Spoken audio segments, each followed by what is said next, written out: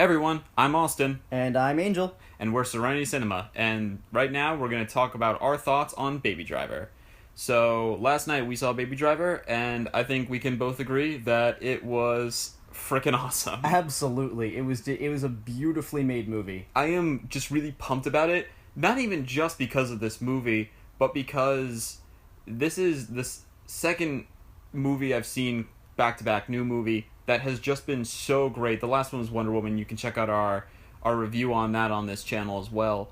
That was just a great movie that was passionately made, and it's just, I feel like I'm more confident and have more faith in the movie making system now that I've seen these two great movies back to back. Yeah, exactly, same. And I think what's really cool about this movie is how it puts style at the forefront, but it blends style with story in such an effective way. Yeah, there is a lot of talk, if you've listened to any other reviews, that this movie, there's less focus on the story, that the story's a little underwritten, and while I don't disagree with that, it's definitely not something I thought about while I was watching it. In retrospectively, I can say, yeah, there were certain maybe story points that could have been fleshed out more, but it's so much fun, and you have so much fun watching it, that the story really just clicks into place for what it needs to be, which is a vehicle for this awesome movie. Yeah, it's not like it doesn't matter. Like, again, I'm a screenwriter. I Yeah. do a lot. I write movies, or I try to at least.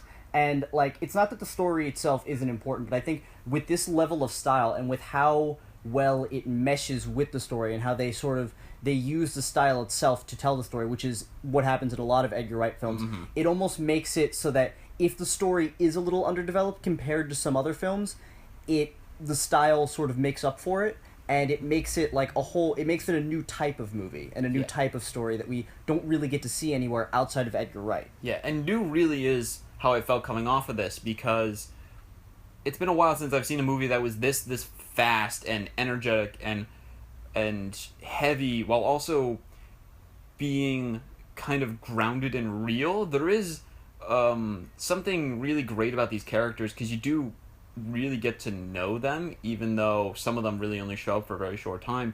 And there are, without going into spoilers, because we won't do that here, but there is a lot of real consequences in this world. They don't just go over heightened and then leave you in that. They do bring it back down in what I find is a really interesting way. Yeah, and even the way they introduce a lot of the characters too, they introduce little tiny elements of their story. Again, I'm not going to say too much because we're not trying to do spoilers here, but they introduce a lot of tiny elements to their backstories that they don't really expand upon, but you don't really need to expand upon them. They're little nuggets of truth that we get about each of them that lets us know, they give us a hint of why they're doing what they're doing and where they're coming from. Exactly, and I think, yeah, the characters, every performance is great in this movie. The performances are amazing. As I really hadn't seen John Hamm outside of anything, outside of Mad Men type stuff, but I've seen him in more movies recently. And honestly, this is my favorite one of his roles. He has an amazing performance. So does Jamie Foxx. Yeah, Jamie Foxx. Jon Bernthal. Jon Bernthal, for the one scene he's in, essentially, is Well, actually basically, very he's great. in a lot less of this movie than I thought he would be, but still, he steals the show in the scene that he's in, I think. Yeah, and of course, Kevin Spacey's Kevin great. Spacey, and oh my God. I have to say, for me, the one thing that I was slightly worried about going into this movie was Ansel Elgort, because I haven't seen him too much. I've seen him in The Fault in Our Stars. I think he's fine. I wasn't sure if he could carry comedically and with the style that Edgar Wright has, the presence that his movies have. I was afraid he'd kind of get overshadowed by what was going on, by the style, but Yeah, I know what you mean. I think that he really carried it. He really impressed me. The character was a lot of fun. He was really real, quirky.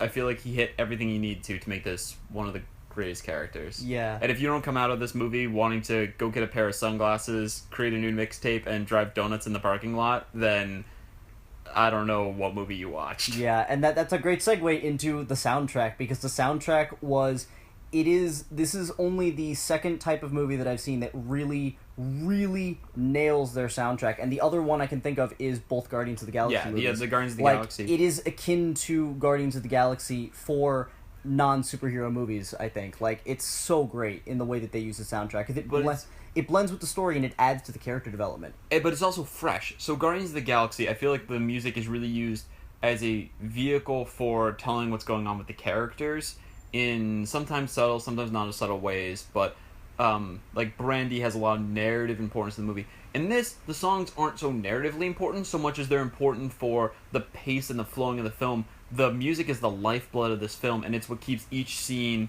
going. It's what keeps everything interesting. It keeps the forward momentum, and it's what, on top of great action sequences, that it adds that extra layer, and that makes great car chases spectacular car chases. Absolutely, yeah. I definitely recommend seeing this film, especially since if you're an Edgar Wright fan, it's a whole new kind of movie for Edgar Wright. It is, because yeah. it is not a comedy. It is not. It is very much not a comedy. There's definitely levity, but I'm surprised by how restrained he was with the comedy. There's definitely funny moments, especially at the very beginning when we see him, and we'll get more into this with a more in-depth review, but it's definitely light at some points, but it is something totally new for him. I would recommend seeing this at least once. I'm definitely going to see it more than once. I hope to see it in RPX because I think with the soundtrack and the visuals, this movie is going to be spectacular in that kind of setting. So definitely recommend seeing it. Yeah, absolutely, same. And we'll also be doing a more spoiler-filled discussion, so if you want to hear more of our thoughts on it, on the intricacies of the movie, on specific plot details, please check out our next podcast. Yeah, where we're going to review that more in depth. Yeah, so if you want to know more, come check us out. We hope to see you there. In the meantime, I'm Austin. And I'm Angel. And we were Serenity Cinema. Thanks for joining us.